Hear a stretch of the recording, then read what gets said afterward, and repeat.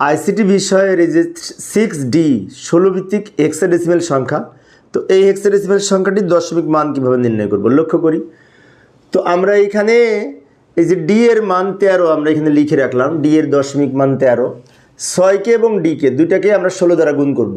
এই 6কে 6 লিখবো, 6কে বেস দ্বারা গুণ করতে হবে, প্লাস ডি লিখবো, ডি এর মান 13 লিখতে পারি, 13কেও এই 16 দ্বারা গুণ করব। অর্থাৎ 6কে 16 দ্বারা গুণ করলাম, মাঝখানে প্লাস দিয়েছি এবং ডি এর মান 13কে 16 দ্বারা গুণ করেছি।